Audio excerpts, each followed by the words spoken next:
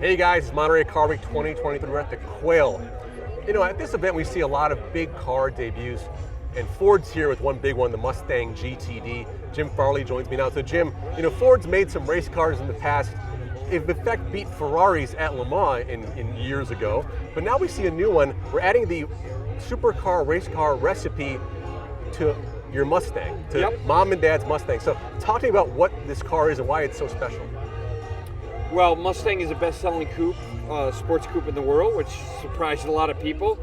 The previous generation we globalized it, so we sell right-hand, left-hand drive in places like Australia and Sweden. It's gotten really popular, and we kind of want to mix it up with the next generation. We love our Shelbys and all that stuff, but we want to kind of take a hard right turn and compete globally with Mustang in motorsports, from NHRA and NASCAR, but also supercars, GT4, GT3, amateur racing with Dark Horse, our own race series like Spec Miata or Miata Racing, and we want to build a business around racing Mustangs. And so when we decided to go back to Le Mans, which we will next summer with the GT3, we didn't want Aston Martin and Mercedes and Porsche to have all the fun with their cars, so we designed a Mustang. It's actually not really a Mustang. The tech in it is kind of crazy, but it's the pinnacle of Mustang, and we think it's kind of a right turn for us to build Mustang at the higher end, the $300,000 range. You nailed it there, $300,000 range. So I think what people are trying to actually understand is that, so this is a car that's going to compete against Europe's best sort of cars that are race cars, and then also that also very similar to the ones that are on the street. Correct. And this thing is basically a race car with a trick suspension in the back, transaxle setup, 500 horsepower supercharged 5.2 liter. Sorry.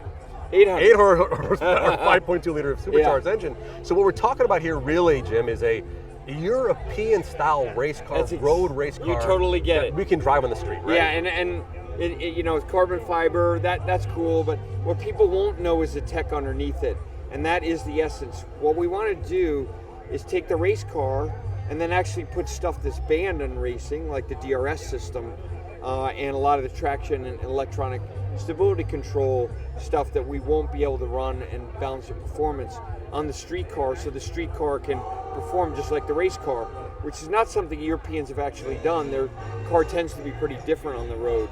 And that's the idea behind the car, is to compete with those companies as an underdog. And I don't see any reason why Mustang can't. I love Porsche, I love all those brands for my whole career, but I don't know why Mustang can't compete with them, but do it building a race car for the road.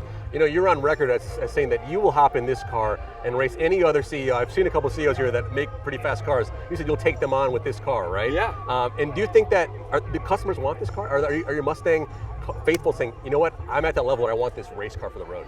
I think, you know, we learned a lot about the GT.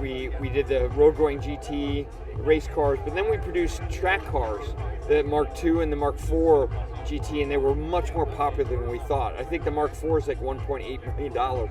So, and we started to see a lot more interest in track cars. So that's why we developed the Dark Horse R. And yes, I think there'll be some Mustang customers that like this. I think there'll be a lot of American enthusiasts who buy Porsches and buy Aston Martin and buy Mercedes, who will buy a Mustang for the first time because of this car. This competes in a different group of cars, and I think those customers are actually different than our core customers. Right. So your core customers obviously buying a lot of cars. Yeah. And I want to shift gears to electrification, if I may. You know, we had your second quarter earnings come out recently. It's another quarter of going underneath the hood there with the breaking the business apart, showing really what's going on there. How is that transformation going right now for Ford? Well, net, we increased our guidance for the year on profit. The first half was, you know, really, we made over $7 billion. It was very positive. What we're finding is that all three businesses, because they have a growth business for each of them, are all kind of doing differently than we thought. Pro business is way more profitable than we thought. Our Super Duty came out. It's really popular with pro customers, so that's going much better than we thought.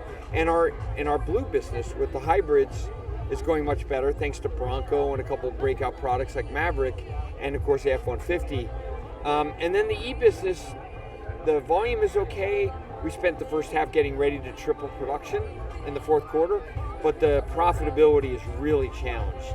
And thankfully, other two businesses make more than enough to make up for that challenge.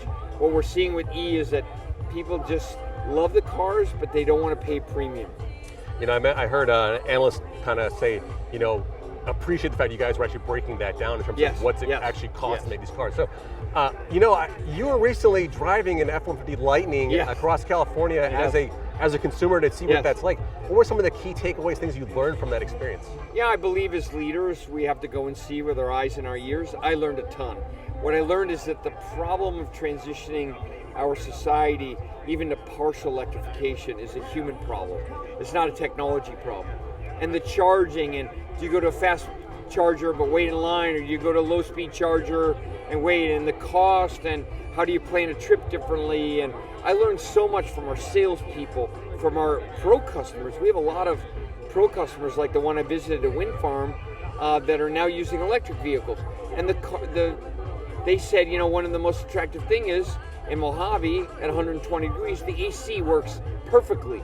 Like it doesn't have to cool down like a normal ICE car. I just learned a lot about the reality of what we're going through. And my takeaway was, other than spending 1,100 miles with Blue Cruise, a lot of new technology, is we have to solve the human part of this transition.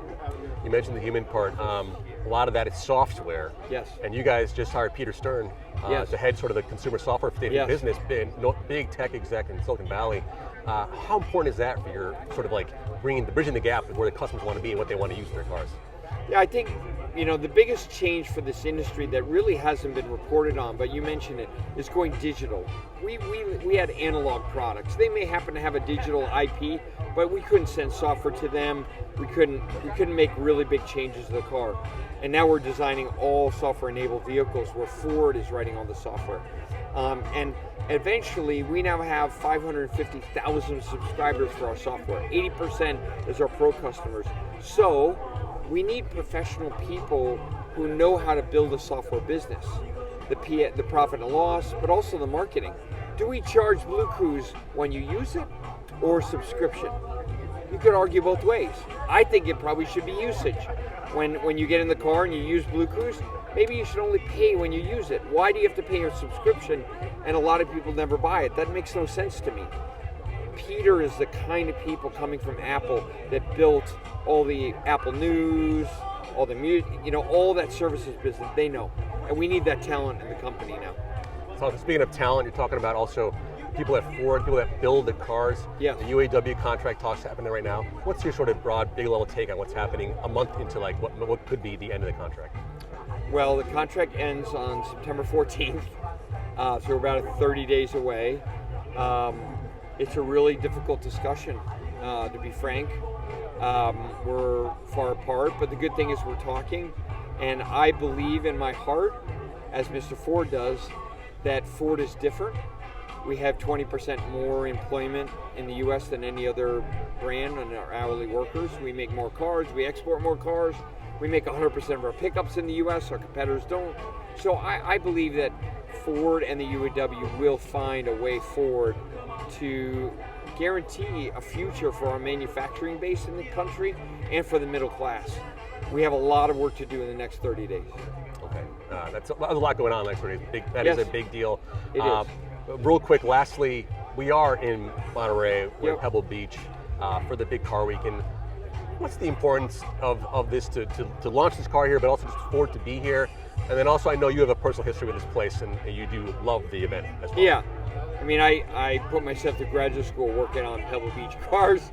That was like my job, so I've been coming here for a long time. But you know, look, the GTD is a very special car. It's $300,000. You know, we've never really made a Mustang. We've never made a Mustang in this kind of price zone, and this is the right crowd. We want to sell $300,000 Mustangs. You got to be at the Quail. Right. All of our customers are all walking around. So, you know, this is the right place. Just like maybe a football game is the right place for an F-150. This is the right place for this car.